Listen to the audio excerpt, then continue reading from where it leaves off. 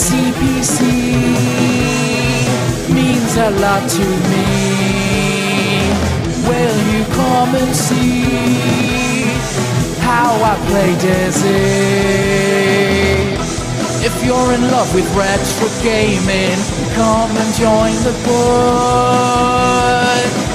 And if you want a Friday foursome, watch him and you could move a bug.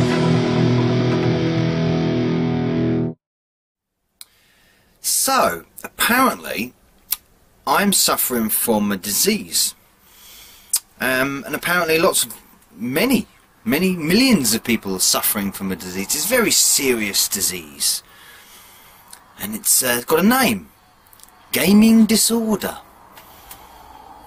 High anxiety, uncontrollable depression, wrecked social life, all these kind of things associated. Maybe, but not in every case.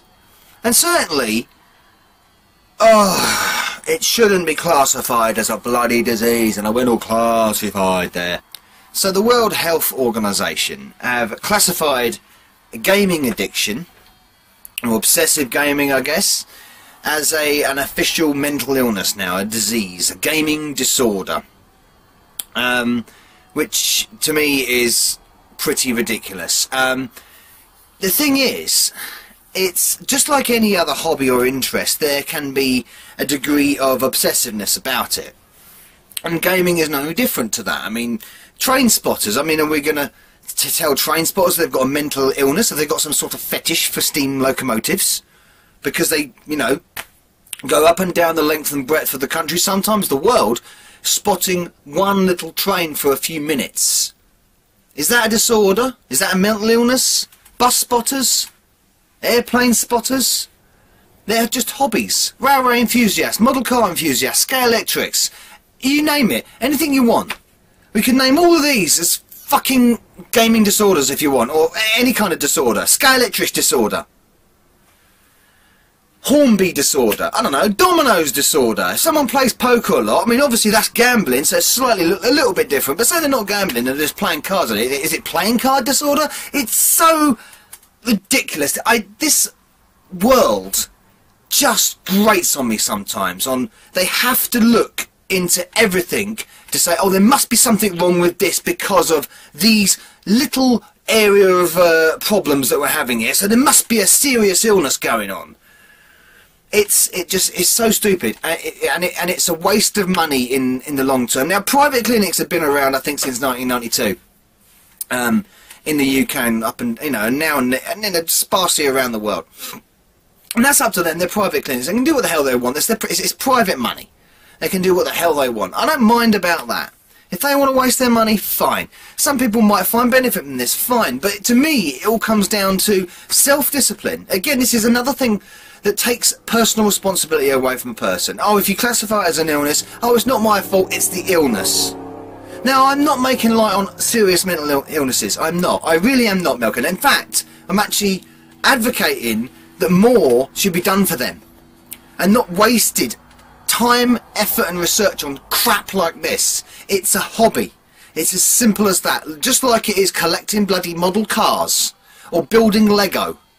Or making puzzles. It's just a hobby. And it can become excessive. Of course it can become obsessive, and that's when self-discipline comes into it. That's when your friends should look out for you. That's when your parents, especially as a children, and of course this is all focused around teenagers, clearly. Mostly focused around teenagers. It always is, because apparently teenagers represent the entire up and downs of society all the time, for some reason. Where the parents here.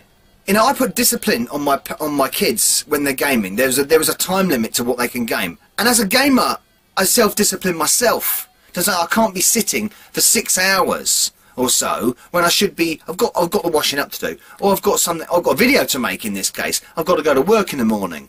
I don't sit awake at bloody 3 o'clock in the morning. No, I've got to get at 6 o'clock in the morning. No, I'm going to be a total wreck for work. Self-fucking discipline, and it's something that was drilled into me when I was young.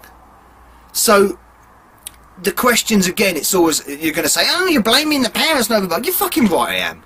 You're bloody right I am. Because it's not everybody. Most gamers are not Gaming is not ruining their lives.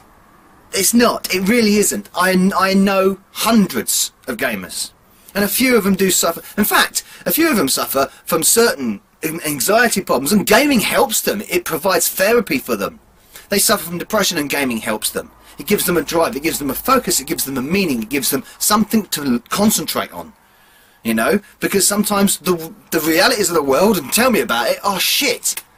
Thankfully, I don't have these kind of hang-ups. Thankfully, I don't suffer from anxiety, I don't suffer from depression. I seldom have. But it just winds me up. Because it's just a detriment to them. It's a detriment to them because they're using game as an escape. It's not an illness to say you're using it as an escape, especially when you've still got contact with the outside world, you've still got friends, you've still got family. There will be instances, of course there will be instances, where people have become detached from the real world, of course, but that happens in everything. It happens with, say, a big horror movie fan who becomes completely detached from reality, or any kind of movie fan, you know? Anybody who's really into one specific media subject or a hobby, they can become, you know, a little bit distant from the outside world. But we don't automatically say, oh, it's got to be a mental illness. And what really grinds my gears about this is that now the taxpayers, in the UK at least, are having to fund a clinic for gaming disorder. Like I said, private clinics can do what they want. They're privately funded. Fine, knock yourself out. It's not my money you're spending. But when the NHS are getting involved, the National Health Service for those people outside of the UK, are opening a clinic, I think it's somewhere in London, for gaming disorder, that's a waste of my money, in my view. It's a total waste of my money.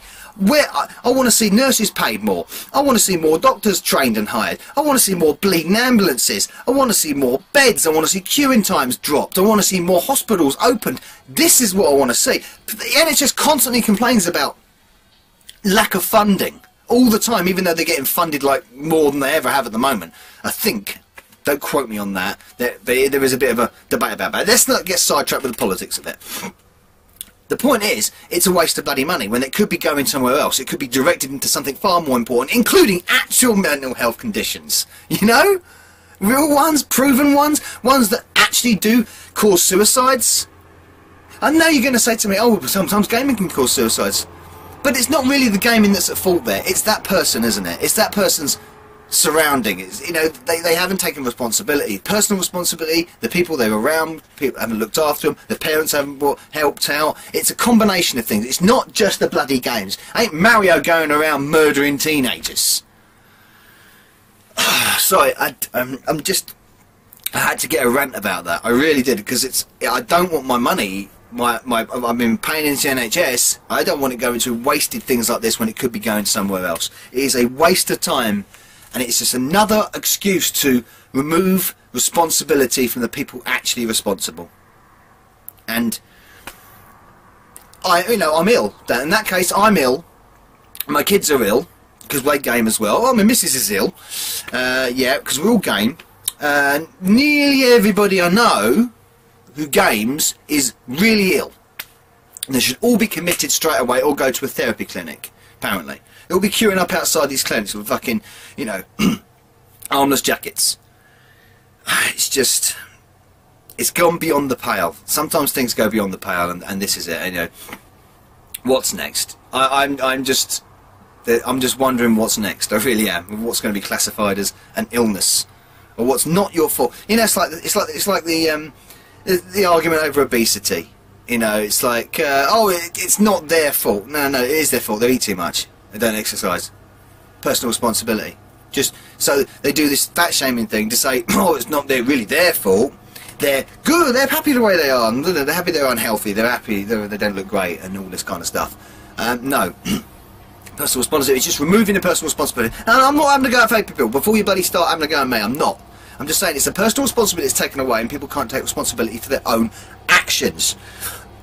When you get health authorities and government bodies and all these kind of so-called specialists saying, oh, it's okay to do this, and saying, oh, this is the reason, it's not your fault, we'll help you out with something. I don't know what I'm helping out. I don't know what the hell that noise is, by the way.